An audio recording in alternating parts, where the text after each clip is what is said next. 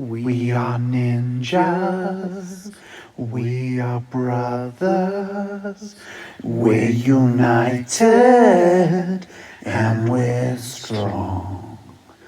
We are ninjas, we are turtles. The Legend of the Teenage Mutant Ninja Turtles. Part 1, Chapter 2, Human.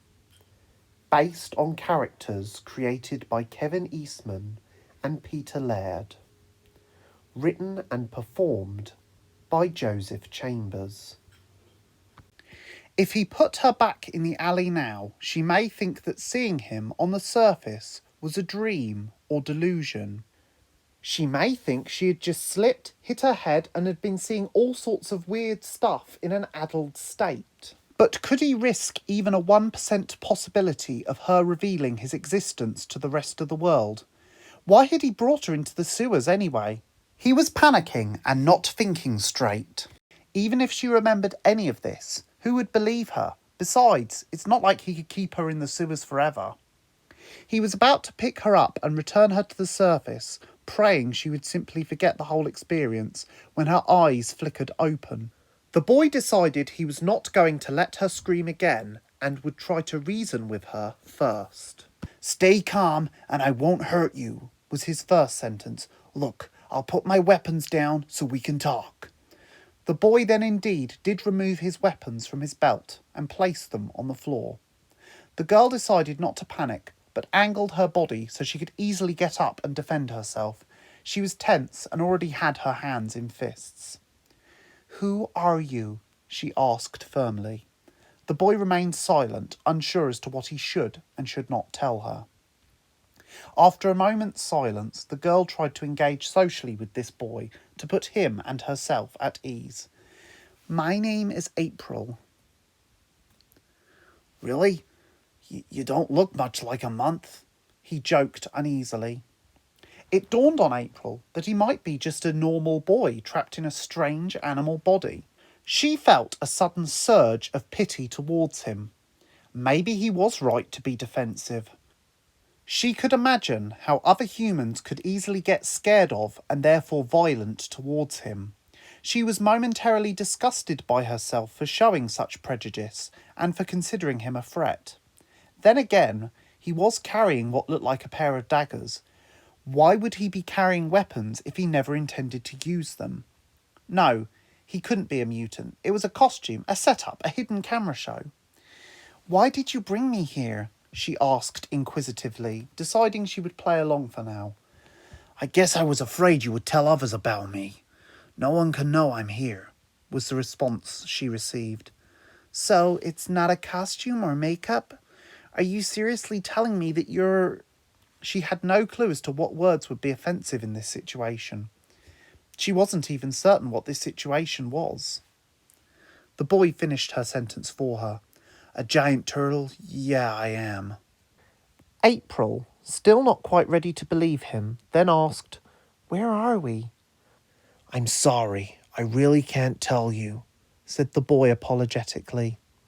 April's eyes darted around the room, trying to work out where she was. Brick walls and no windows, devoid of furniture, possibly somewhere abandoned. This was based on the numerous cracks and holes in the walls, which revealed rusted and aged pipes. Plus the dust and remains of bricks on the floor. Then there was the stench. It was one of the foulest things she'd ever experienced.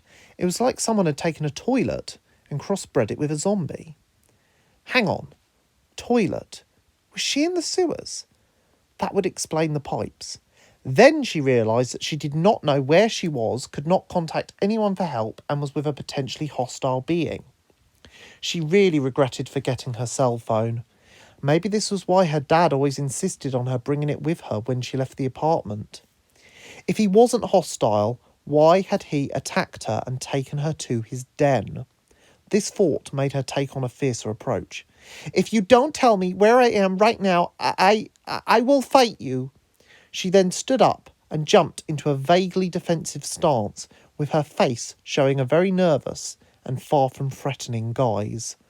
The boy then jumped in midair, seemed to forward roll, landed with bent knees on both feet and one hand to stabilise himself, then launched upwards and promptly kicked her backwards into the closed door, all in about a second and a half. What was he? Some kind of ninja? The boy then grabbed April around the throat, pushing her up against the door. "I'm sorry, April cried, half choking from the boy's grip. With sudden shame dawning on him, the boy realised how worried she looked. His expression softened a little, and he loosened his grip. "You cannot tell anyone else about this, or else—" "I promise," April said nervously. The boy then let go completely and opened the door. "Just go. Go and don't come back." April could not bring herself to move. Too much was happening. "Go on, get out of here before I change my mind," the boy reiterated loudly. This time, April found it in herself to take on what the boy had said. She ran out of the room faster than she realised she could, and didn't look back. As she sprinted, she observed the grimy walls and soggy floors. She was in the sewers. But where were all the cameras and crew? This couldn't be real, could it? She found a set of stairs to the surface and saw it was blocked by a manhole cover. She knew those things were very heavy, and it must have been adrenaline or fear that did it, but she managed to lift it and made her way to the surface, breathing in a way very close to hyperventilating. April stood there, shell-shocked, for several minutes, just processing everything. Was that real? Was she going crazy? What was going on? She was both terrified and curious. Then she glanced at her watch, turned and ran home, aware that she was running about 2 hours late for what she had told her parents would be a 15-minute walk, although she doubted they would have even noticed she had disappeared. Thankfully, she knew where she was and she had come out rather close to her school. All the running she had done in the sewers had made her forget exactly which direction she had come from, so even if she had wanted to, she could not easily make her way back to the mutant boy. She unlocked the front door to her apartment building, whose teal paintwork shone like a dull grey ocean in the overcast daylight.